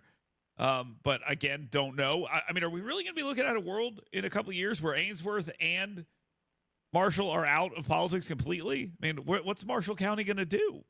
Well, you'll have to get back in. No, so we'll have to.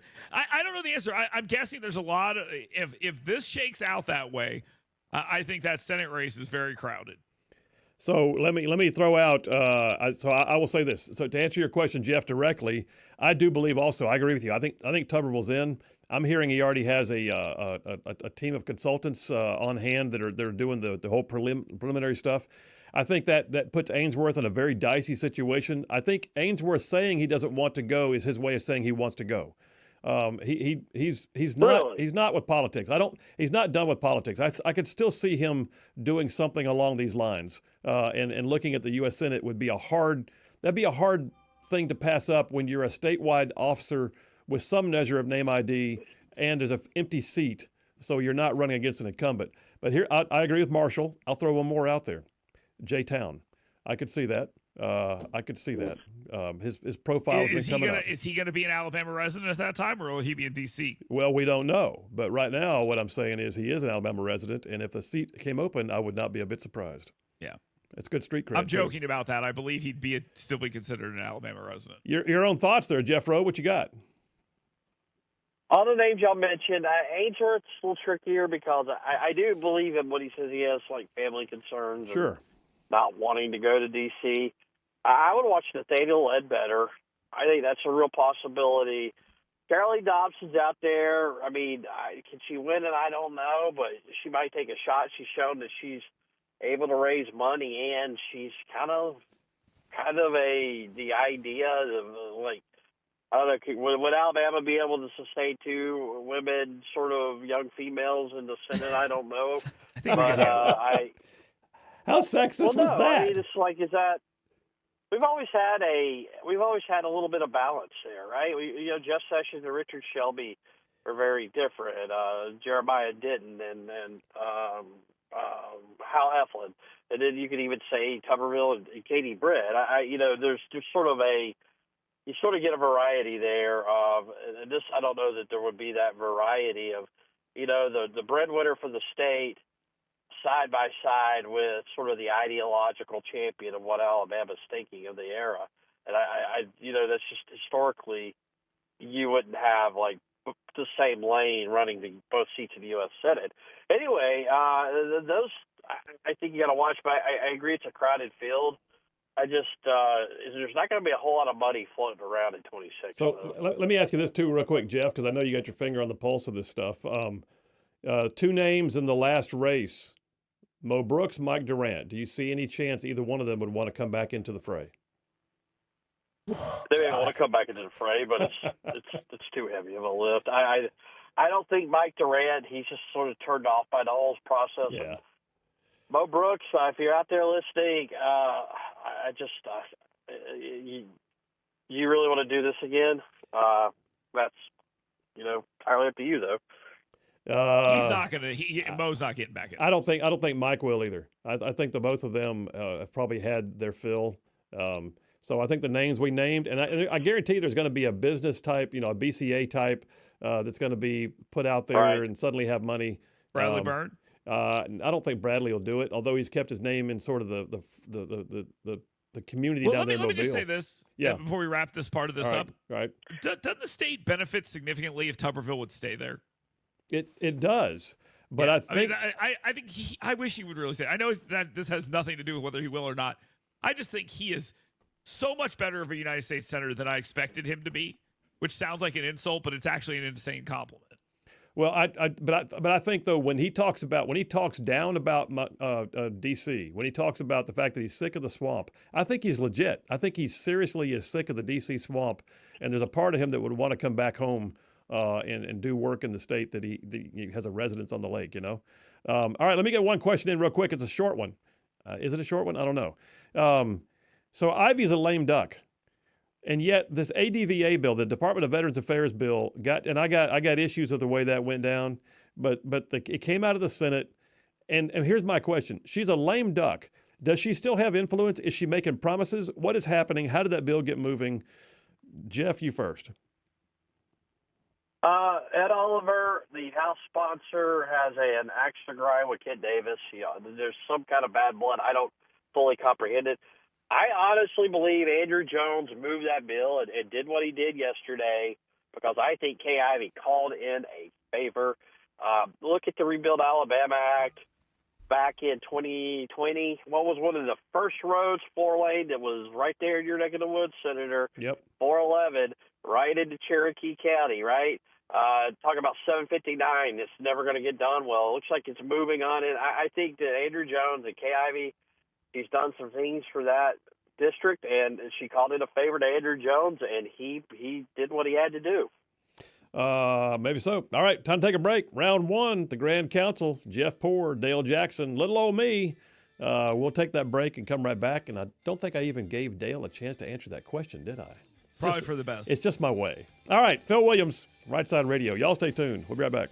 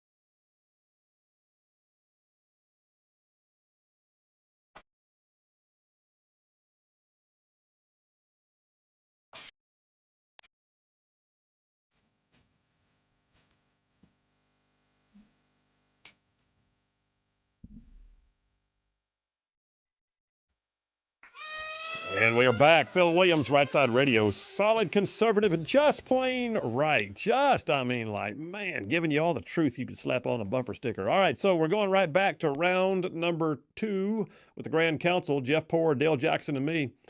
First question, second round. Dale Jackson, what you got? Okay, so we talked a little bit about the potential for Tuberville to run for the United States, or for governor or anything like that. Who else then? If not Ainsworth, who else? Because he's a buzzsaw and beats anyone, right? You talking about for governor? Ainsworth out of the race. Who else? You talking about for governor? Yeah. Well, I think right now, aren't we hearing that that Pate is talking about doing it? Okay, I'm talking about serious things. All right, I'm talking about it's going to have to be a big name to jump in there and do it. And you mean who could beat Tuberville? Yeah. Right now, I don't see anybody. There's nobody else on my radar right now that I come in. I mean, he could finance the race personally if he wanted to. I think that he would have overwhelming support. I think he would have name ID. I think he would have money backing.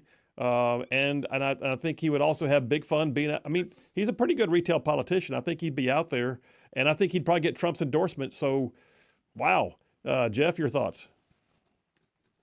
There's nobody in Alabama that could lay a glove on Tommy Tuberville, with the exception of like Nick Saban or Bear Bryant coming back from the dead or something.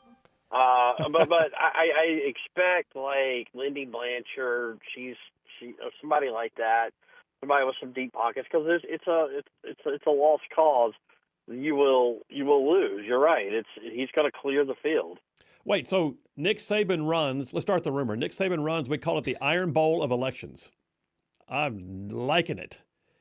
I'm suggesting that Tuberville would beat him. I'm suggesting he would absolutely. I'm going out on a limb here. If they ran, I think Tuberville would beat him. And I'm suggesting too that Nick Saban would have to take a cut in pay to go be a governor. All right, next question, Jeff. What do you got? Trump's approval ratings tend to trend up now. There's a lot getting done. Democrats aren't really laying a glove on him. I don't think some of the media hysteria is like just a ripple in a pond. How long does this go on? Well, I mean, as long as they keep doing interpretive dance in front of the steps of the Capitol and making up silly songs to sound like, old, spirituals as they pick cotton in the fields about, the agendas of the Trump administration being racist. I don't understand that reference. I'm sure you don't. But the reality is this has got to stop because they're beclowning themselves at every turn. And I don't know if it does stop, man, because Trump derangement syndrome is real. I used to think that was kind of like just a talking point. No, it's freaking real. Dale? I think you're right. Again, I hate to be the Scott Jennings fan club with every conversation we have, but man crush guy made it very clear on television the other day. I think it was last week. Maybe even mentioned it last week as well. He said, "Look, Trump has a superpower. Take the issues that are 80-20 and then make your enemy reflexively take the other side," and that's exactly what they're doing. And it's basically the Alabama Republican playbook. I mean, it really is. Take these positions that everyone supports and let the other people light themselves on fire over it. Well, Jeff, it's your own question. What are you thinking? Yeah, it's going to take Democrats probably taking another big loss. Like right now, if you're a Democrat, you have to feel okay about 26. That history's on your side. But if they take another L, if they underachieve, then it's going to take a Bill Clinton type character. I don't know who that is to rescue the party from this trend. They're going to have to moderate, and it's going to be this. They won't moderate now because their fear is it's a game of subtraction. You'll lose the woke base, right? But they're going to have to shed the woke base to once again start playing the game of addition. I firmly believe that. Well, they certainly took the first step in that by putting that guy David Hogg in as the vice chair of the DNC. That was a big help. Well, let me stay on that thread then, and let me ask you, because they are imploding and they are beclowning themselves on a daily basis. Who is out there to be that character? Like, who do you see on the Democrat side of things that has the national level mojo to say, I'm here and I'm going to speak into the moment and I'm going to be the new guy who's going to take the party back? Who's that person? Dale. Did we just lose Dale? Unmute yourself and stop playing video games, Dale. It's got to be. No, video games are over. He's in the other room crying. I beat him in overtime. The simple thing to say is it's got to be like a guy like Josh Shapiro. Yep. But the minute they realize he's Jewish and not insane, that's going to hurt him. So I don't know the answer to that question. Jeff, who's on the horizon, man? Yeah, Josh Shapiro would be one answer. Andy Beshear, it's going to be a governor. I mean, it's got to be like a quasi-red state type governor. You just can't. The mythology is that you got this like right ethnic diversity mix of a candidate that you have to put out there that's just not going to win hearts and minds in this country. So they're in trouble. I mean, I don't know who that. I don't think it's either one of those guys, but that might be their best options. Anybody that can win nationally, like they will burn alive in a primary, like Shapiro or Beshear. They will either make them go completely insane and be liberal, or they'll say what they've already been and they'll get wrecked in a primary. And I'll tell you right now, they won't wait to the primary. You watch in the next year, we're going to start seeing certain Democrats getting excoriated by their own party, like Eric Adams in New York, and you're going to see basically that's who it would have been, except they crucified him in advance to make sure they couldn't. All right, you guys, good round. Phil Williams, Right Side Radio with Jeff Poor, Dale Jackson, the Grand Council every Wednesday. Y'all stay tuned. We will be right back.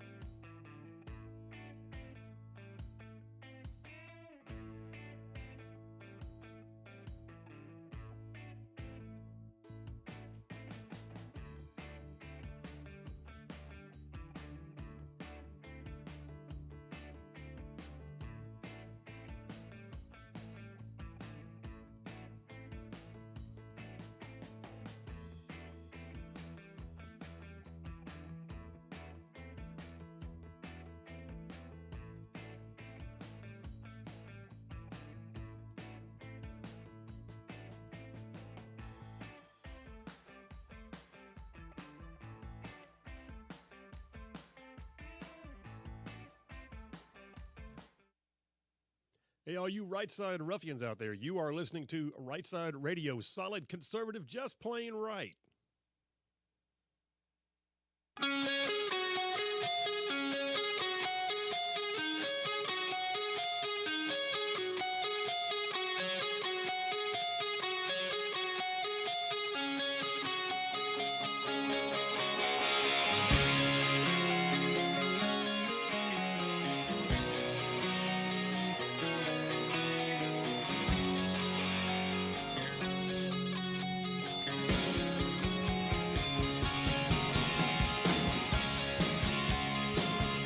And we are back. Phil Williams, Rightside Radio, solid conservative and just plain right. Just covering down on some major ground across the southeast U.S. of A. I'm talking about this show, y'all. Whoo, it goes from Huntsville way on back over to Chattanooga, from Tuscaloosa way on back over to Gadsden. And I'm talking about even down to that prettiest little town on the plains, the one that JP won't name, called Auburn. I mean, there's even big old swatches, patches, parts of Georgia and Mississippi all thrown in just for good measure. You know it's true. I saw you reach for your microphone. You know it. Let me just say, I love our station in WANI. This is just pure gamesmanship. If we had won Saturday, I'd rightfully say it, but I can't now. Nice. Hey, let me jump in here real quick, too, and remind you guys. So every week, the Grand Council is brought to you by DeKalb MD. That's DeKalb is in DeKalb County, but it's DeKalb MD, and they are also in Chattanooga. Look, DeKalb MD, this is so cool. And maybe you get tired of the copays on your insurance. Have we met our annual deductible? You know, where are we right? Well, how about this? Wouldn't it be cool to have direct access to your medical care provider, and it didn't have to involve your insurance? So DeKalb MD, they are a direct primary care, and they've got a network of clinics located in Alabama and Georgia and Tennessee, 2 locations in Chattanooga, actually. And all you pay is a monthly membership. What? Yes, it's like being like a member of a gym. You pay $75 a month, a membership, not insurance, and they give you quality individualized care with concierge benefits. I mean, You'll get same-day or next-day scheduling with no wait times, longer visits with your provider. You'll get even after-hours access, no additional cost, a direct phone call number to dial into your text to your provider. You get your medications mailed directly to you. It's DeKalb MD. DeKalb MD, membership, not insurance. You want a primary care with you in mind? It's DeKalb MD. You can visit their website at www.decabmd.com. And I want you to really do me a favor, because they talked about this the other day. Tell them if you call that you're calling because you heard it on Rightside Radio. It would mean a lot. All right, listen, let me jump on into some text messages.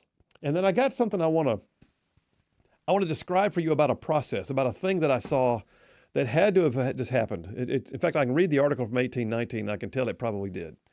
But first, the text messages. Let me see. John from Huntsville says, I hope Nick Saban does not run for governor against Tuberville, because if he does, JP will rig the vote count and he'll beat Tuberville in a landslide, because I don't want a hardcore Democrat like Saban to be president. And Saban, if he does become governor of Alabama, I'm packing up my junkyard and I'm heading to another state, probably Indiana. That was some free-range texting right there, man. Okay, let's be clear. Nick Saban is a Joe Manchin Democrat, so he's not as liberal as the other ones. Has he declared himself a Democrat? No, but he's campaigned and supported Joe Manchin, because Saban's from West Virginia, so he's helped campaign for Manchin in the past. But Manchin's an independent now, so yeah. No. It doesn't work that way. You can't say he's an independent now. Nick Saban's definitely not a Republican, I would say that. So he would definitely get whipped in an election, I would say. All right. Even if I did rig the vote. I find that shocking, though, to be honest. What? That Nick Saban would not be a Republican. I don't know. I'm not as shocked. Not that I'm saying he might not have beliefs that are more moderated than mine, but I have a hard time believing he wants to be a part of that woke party. No, he's definitely not. I wouldn't say he's woke. I would call Nick Saban probably an old school Democrat. That's how I would say it. I think all you got to do is look at Nick and say, hey, Nick, Democrats invented NIL. And he's in, man. All of a sudden, he's a Republican just like that. Shag Nasty the Atheist checked in. Shag Nasty the Atheist says, more football, less fascism. Okay. Thank you, Shag Nasty. Gary from Decatur says, oh, no. Okay. Thank you, Gary. Appreciate you. Every time the word governor is said. Thank you. Appreciate you, man. Nope. Matt from Madison said, I was half kidding when I texted you about getting, what he said, about or getting refunded our money that was misused. I got you. Now Elon is making noise about it. Well, at least it's a start. I know he did text that the other day. We ought to get a full refund. And now all of a sudden we're talking about DOGE dividends. That's interesting. I don't know, but we'll see. Jason from Huntsville just texted in. He's brand spanking new in the text lines. I'm glad you're there. He said, why didn't Steve Marshall support Keith Sullivan regarding the Alabama Castle Doctrine? That's about as specific. I don't know what we're talking about here. I do know this. Castle Doctrine, Steve Marshall's absolutely for Castle Doctrine. He's not against it. And he's absolutely for Second Amendment. So if there's a thing there, that like a specific case, then I'm going to say the facts of the case bear in, and I'm not familiar with what you're talking about there. But hey, thanks for joining the text lines, and we're glad you're in there. We'll plug you in and text more. By the way, can I just say, and if we're talking about who's going to replace a potential, if Tuberville did ran, who would ran for governor, who would potentially fill a spot? Yeah. I don't know. I know Dale is a lot closer to him than I am, but I still think Mo Brooks may have a little bit of want to get some get back and may run for Senate. I don't know. Maybe Mo Brooks runs for governor. Yeah. Well, he won't win, I don't think, because he's kind of turned into a never Trumper. But I don't know. I feel like as we get closer, he may want to get some get back for everything and run. So, or maybe he runs for lieutenant governor, which is technically a part-time job. Technically, pays well, gives you a position of influence, and you can still do things, and you can be a part of the fray. And then, oh, by the way, if something happened to Tubbs, he walks across the street and becomes governor. Yeah, but also, Mo may like his time out of politics. He may enjoy just kicking back and chilling, which and I Mo can't has blame told him. me that. I can't blame him for that. Mo has told me he loves his grandkids, his lake house. He loves having more time off and not flying back and forth to D.C. So we'll see. All right, let me jump on something that I saw happen. So let me step back into Phil, the former state senator role. All right, I feel like I've run all my roles today. I was on News Nation talking about my military and my legal, and now I'm on the radio talking about state senate. My goodness, I'm all over the place. But here's the deal. God has given me all these experiences for a reason. And I've never been in a place before I had this show that I could use every experience God's ever given me in one place. That being said, something happened this week, actually yesterday, with that bill. You may recall we had Kent Davis on, Admiral Kent Davis, who is the former commissioner of the Alabama Department of Veterans Affairs. He got into some kind of a stink with Governor Ivey. He's not even really clear on what the stink was. He says that Governor Ivey never spoke to him, that he just wound up one day not having a job. And it became very public. He's even considering legal action right now because he feels like he's been defamed in the process. There's even talk, and he even said something to that effect, that he might even run for governor. Who knows? I think if Tuberville runs, he probably wouldn't. But that being said, a bill has been in the legislature because they're in session right now for the state senator Andrew Jones, who took my place in the Senate, is carrying this bill that would retool the entire leadership of the Alabama Department of Veterans Affairs. Now, keep in mind, Ivey didn't want to touch the idea of the state health officer. I mean, she didn't want anything to do with the idea of taking that state health officer in, and after COVID, and we realized how much power he had. She didn't want any accountability on him. She didn't want any ability to appoint the person. She did not want to do anything where it would require rocking the boat. Why would that be? Well, because the medical association that appoints Scott Harris to be the state health officer has a lot of money in politics, and they have lobbyists. And the Alabama Department of Veterans Affairs does not.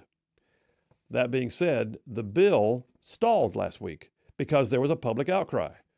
People were bothered by the idea of just emasculating the veterans having the ability to have input to their own board.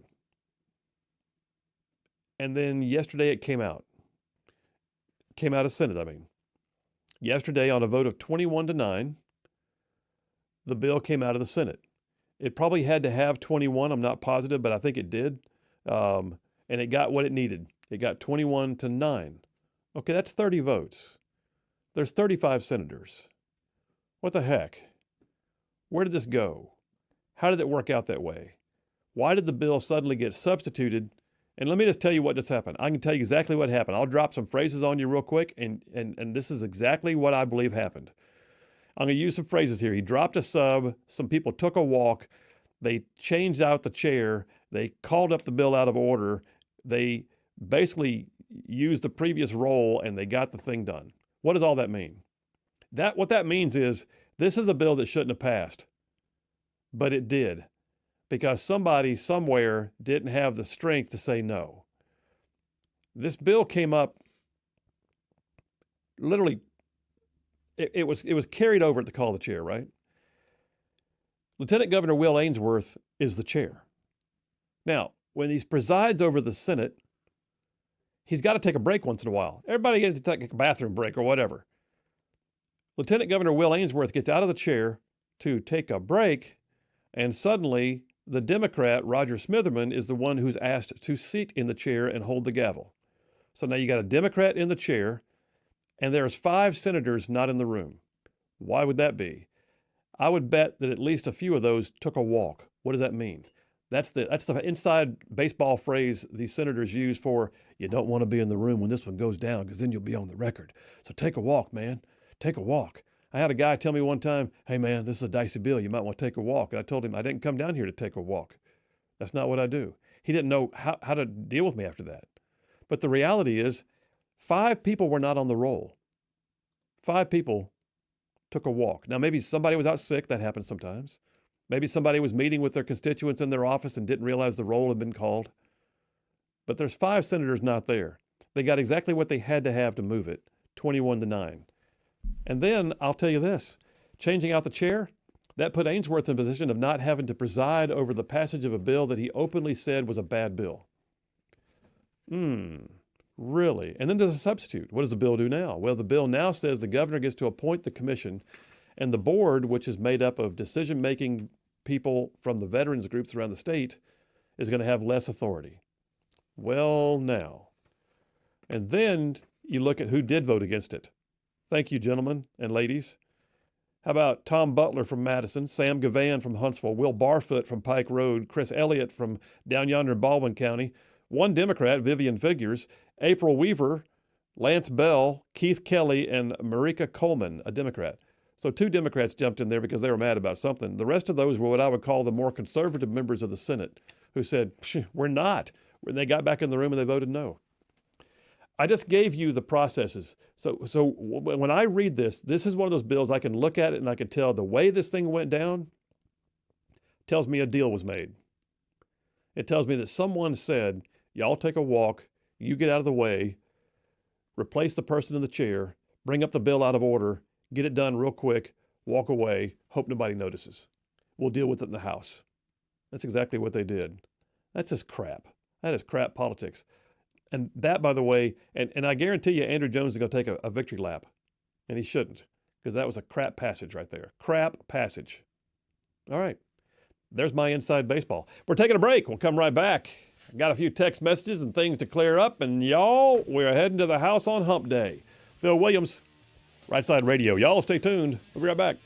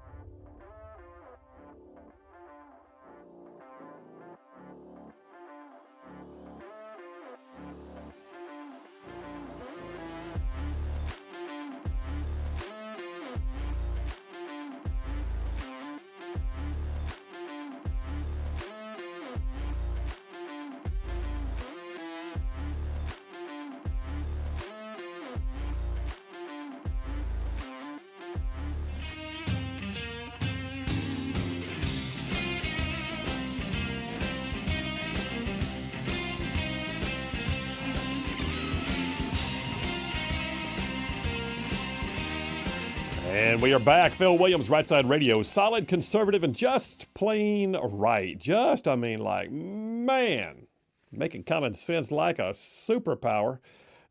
Is there somebody on the phone? That's an old thing on the board right now, isn't it? Yeah, okay, nobody's sorry.